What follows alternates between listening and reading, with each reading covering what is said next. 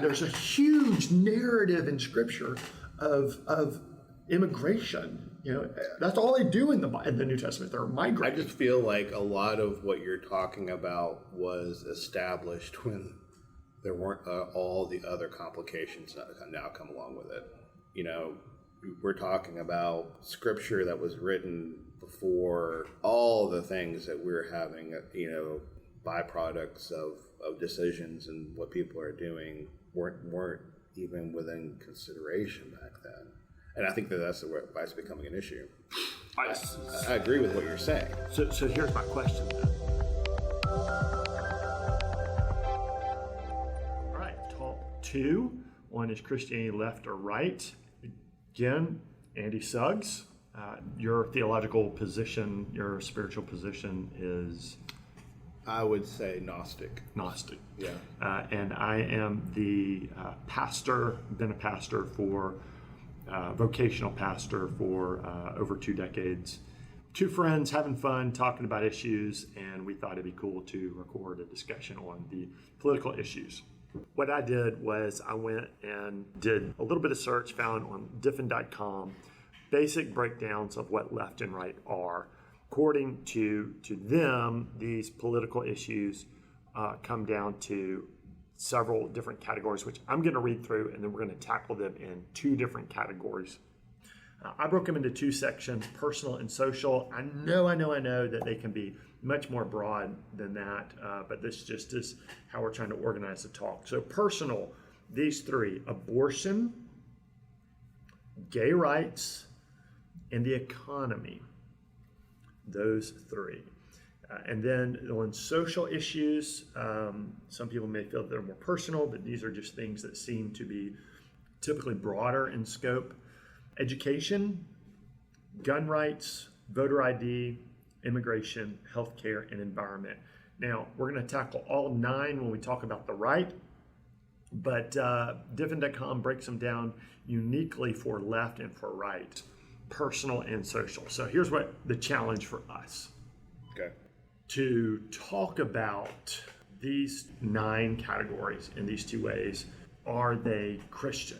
From your perspective, Andy Suggs, from my perspective, Brian Oakes, are these Christian categories? So personal, abortion, gay rights, and the economy. Seems to me that abortion is pretty obvious. It's a Christian category. All throughout the Old Testament and the New Testament, it speaks against sacrifice of unwanted children and for the right of human life. So I don't know if that strikes you as Christian. I think it does. I think, obviously I'm coming from a different pathway that's led me to where I am today, where Christianity in itself has been a term that I've struggled with, in the sense that, how do you associate yourself with that label? Personally, I'm pro-abortion. What do you mean pro-abortion? I don't have a problem with abortion if it comes down to the life of the mother, rape, incest. Okay. Where I think like many, probably start to struggle is where people use abortion as, frankly, a birth control method. They don't take accountability, make poor decisions, and then remedy the results by having an abortion. Now, I think with many of these topics we're looking at, and you just went over, I think when you get on the fringe, that's where it becomes an issue. When people abuse whatever the rules, the laws, the system. have known of people who were taking what would be considered the appropriate precautions to avoid an unwanted or untimely pregnancy, but that doesn't mean it didn't happen. That I don't have an issue with. But, hearing your background of like how Christianity views abortion, I would agree with it, unless, and this is where I guess, I asked a question to you, like, are there factions within Christianity that have varying levels of, like, when is it okay to have an abortion, or is it just like abortion's off the table? So that's a good question. Are there factions within Christianity? Period. Yes. Right. So I think that you're definitely going to find, and into the gay rights issue, you're going to find these top two here, abortion and gay rights. You're going to find channels within mainstream Christianity in America that will advocate for the left view of this. Or some aspects of it. Yeah. The lane that I am in would say our sexual choices should be formed externally rather than internally. That love itself is something received rather than internally. It's a gift. Gun rights, voter ID, immigration, really fuzzy waters there. Abortion and gay rights. Well, you and I don't know if this is intentional. I don't think it was. But you used the phrase sexual choices, and I think a lot of people that then there becomes, is this a lifestyle someone chose, or is this a lifestyle that they feel is just part of them? I think there are probably a lot of people who would be bisexual and they embrace a homosexual lifestyle, but maybe they could go back to being heterosexual, or and then so I can see an argument from a certain group where, well, that was a choice and you can be taught, educated, coerced not to be that way. I personally know a lot of people that are near and dear to me in my life who their story is they were born that way. Yeah. And they would prefer not to have been born that way, because of all that comes along with it. But they also know that that's who they are and how they feel. I think it comes down to a lot of, like, what are you as an individual comfortable having around you? And, I tend to follow more of the camp of, hey, live your life, be happy. As long as it doesn't affect me or my family, I'm fine. But I think that that's true with anything. I think a lot of when it comes down to marriage and love, I've heard a lot of people say that that's the core of Christianity is love. And who are we, to say that, well, if you feel love for somebody and you want to spend your life with that person, why should you not be able to make a legal declaration that this is the person I'm going to spend my life with and this is my partner? Therein lies some struggle I have with the scripture. The difference for me is I would say if I'm meeting with someone, I will say, okay, look, I can't tell you when in your life you began to have these sexual, and I even, so let's say I'm talking to someone who is homosexual, and maybe at this point in the conversation, I'm going to take the word struggle out because they don't see it as a struggle. Right. And even in your case, you said, someone was born that way and they wish they weren't. But what if someone believes they were born that way and they're happy for it and they're okay with it? From a Christian standpoint, and just, where would the Christian speak into that? I would say the difference is to make sure that we're talking about how versus who they are.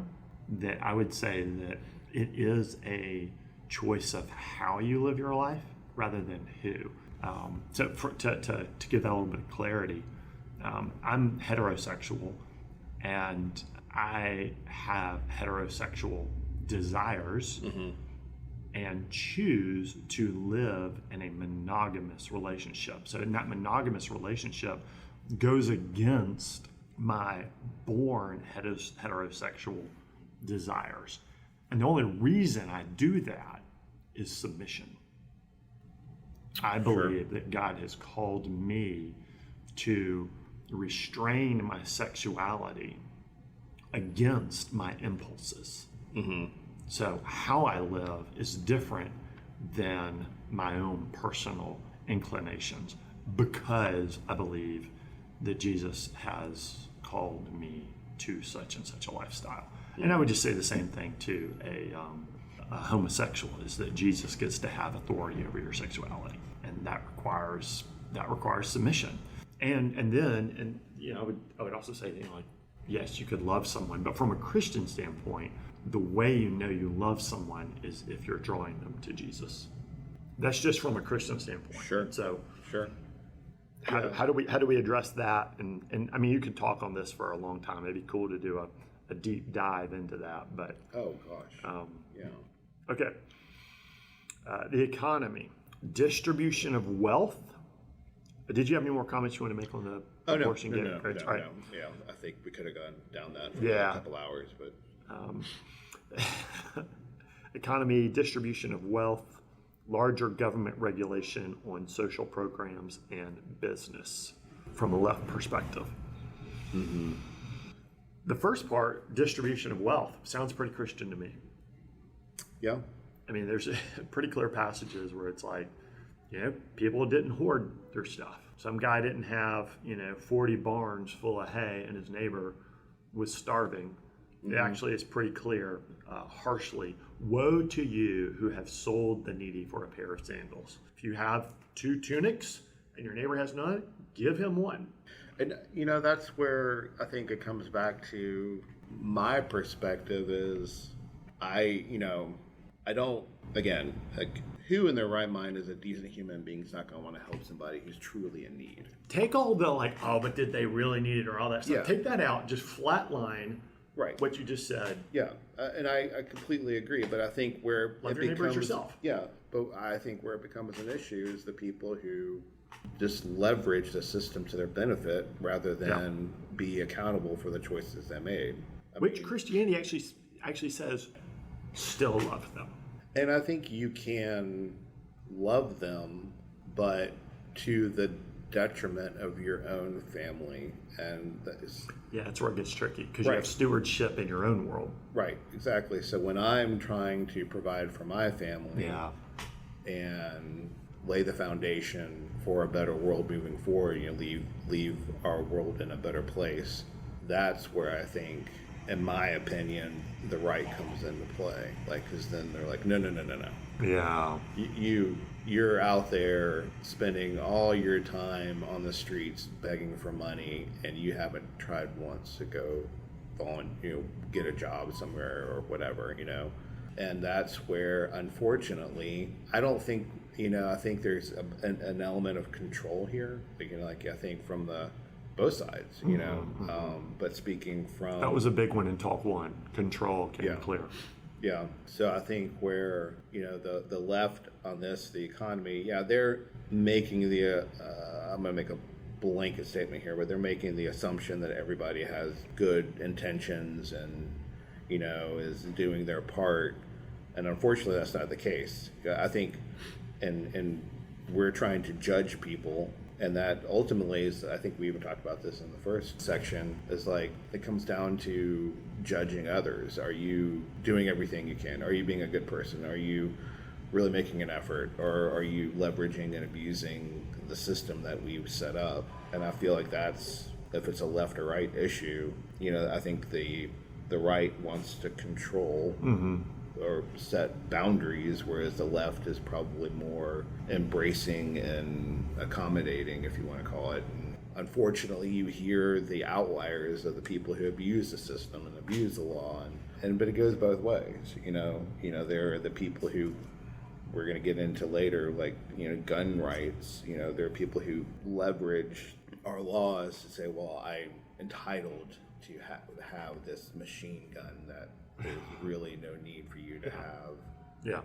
unless you just seek that feeling of power. So let me read the gun rights. The gun rights from the left standpoint, they like background checks or waiting periods before buying a gun, banning automatic weapons, and disallowing concealed weapons. My take on this from a Christian perspective. I'm reading this. I'm trying to process it in my knowledge of scriptures. The thing that's coming to mind is the minor prophets, the New Testament's exposition of the minor prophets. Turn your swords into plowshares. Jesus saying, put your swords away. There is a biblical narrative of put your weapons down. I'm not like I own guns. I have multiple guns in my home. I know exactly which shotgun I would like to buy. So I'm not saying, let's get rid of guns. I'm just saying from a Christian perspective, I don't see a Christian biblical call for automatic weapons. Doesn't mean you should vote for it or against it. I'm just saying, not necessarily Christian. It looks kind of neutral to me. I don't know. Yeah, it's tough because I definitely fall more on the left side of this. Mm-hmm. But I also like the idea of a concealed weapon.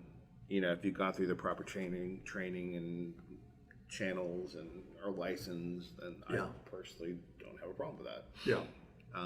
But I just don't think it's a Christian. I don't think it's a theological issue. I don't think it is. No, I agree. But I think Christianity's turned it into. Yeah. Oh, there's definitely some people who are going to be like, cancel that dude for having said. Education, we skipped over that one. Yeah. They favor expanded free public education. I mean, if you could just, again, the challenge here is, can we just take this at face value?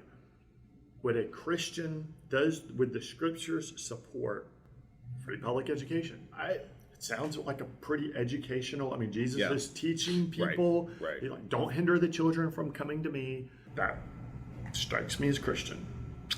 Yeah, I agree. Again, I think I know there's some social applications from a democratic standpoint. People be like, there's no way they're doing that, Christian. That's not what we're talking about. We're just saying. This seems to be a less divisive topic, in my opinion. But other than when potentially, people who come to our country who aren't paying taxes, who aren't, but they're still benefiting from free education. Yeah. And I think, for me, that's where it becomes a talking point.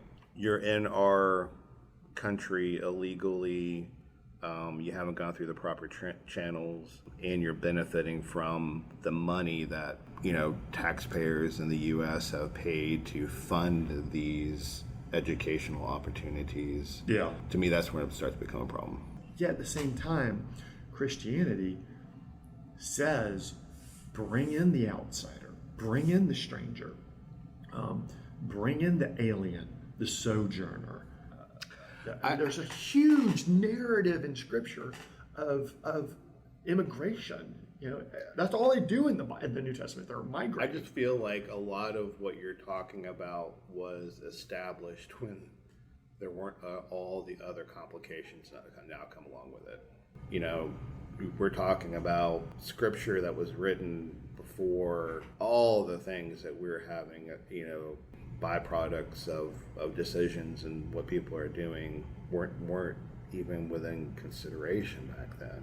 And I think that's why it's becoming an issue. I agree with what you're saying. So here's my question then, how I'm responding to what you're saying. Mm-hmm. I think that what scriptures are calling us to do is to treat immigration as a my neighborhood issue. Now we live in a community that has, the world is in our community. And we can go find the Indian culture, the Hispanic culture right around. How do you and how does Andy, how does Brian do that? And maybe I guess where I'm trying to go is, how much should our beliefs influence government? Or maybe we disproportionately say, oh, well, my belief is just a government issue and it shouldn't impact my life personally. That's tough. Because it's, I think it's easy to say separation of church and state, but when you're living it daily, there aren't those borders or barriers as you're walking around in your community. Yeah, I think as you alluded to in the beginning of this discussion, I think this truly is becoming more of a political than a religious, because I think people, I think we talked about this before, are starting to weaponize religion. Yeah. And when it comes down to it, I think a lot of the points you're making are extremely valid, but I think a lot of people, they focus on a section of Christianity and make it work to support what they want to see happen. You know, and again, I love, there's a commercial out a few years ago, probably longer than a few years ago, where a guy came into his office, and the setup was, he obviously, you could tell he was angry and frustrated, and he has a rifle that you would expect to see like Paul Revere carry, you know, like the single shot. Oh yeah. The musket. The musket, yeah. So he shoots and then puts the gun down, opens it up, starts getting the powder, getting the bullet, put it in the musket, and jamming the powder down, and everybody's running and taking off and hiding. And it's like, you know, gun laws, or the perspective on guns, were written back in a different time. Okay. And so now we're in a different world where guns are completely different. Like, if you were to would the founding fathers of America think differently if they were to see the guns we have today versus the guns that were used back then? I think it's pretty, I think it's a safe assumption to say, they probably would have a different spin on that. Now, do I feel like you have a right as an American citizen to protect yourself and have a gun to do that? Absolutely. But do you have the right to have a gun that can kill 100 people in a minute by walking into a crowded mall? Why? No. But, I mean, again, we're getting into personal opinions here. And those aren't necessarily Christian or non-Christian. Agreed. Yes. Yeah. I mean, that's just... I mean, I think it comes down, you can make it a right or left issue, but I think when you start to associate everything that is now part of those decisions that were not back in the day, if that makes sense. What I'm seeing, here's been my experience so far. I feel like Scripture is pretty clear on things like gay marriage and abortion when it comes to the economy, education, gun rights, immigration, voter ID. It seems to be that agreement and disagreement aren't necessarily theological. Yes, I would agree with that statement. And I think depending on where you live, where you are in life, your community, your family, is going to greatly affect. He's pointing to gun rights, by the way. Right? Were you intentionally pointing to gun rights? I'm not intentionally. Okay. Well, when you said where you live, because I mean, if you live in LA versus whether you live in South Dakota, 100%, absolutely, yeah. And I think that's true. And if you're living in a community fraught with homelessness and all that comes along with it, versus if you live, education's going to be a bigger deal. Absolutely. So, you know, if I live in rural Missouri versus whether I live in Miami, you know, I mean, and therein lies the conversation of focusing on your community, rather than making a blanket statement that's going to apply to every city and town throughout the U.S. It does seem to, who am I accountable to? Where do I live? Do you have kids? Do you have kids? Are you married? Do you have aging parents? I mean, it all affects that. Yeah. That's a good point. It's tough. Maybe we can figure it out. Yeah. All right. I think we got some closing moments here.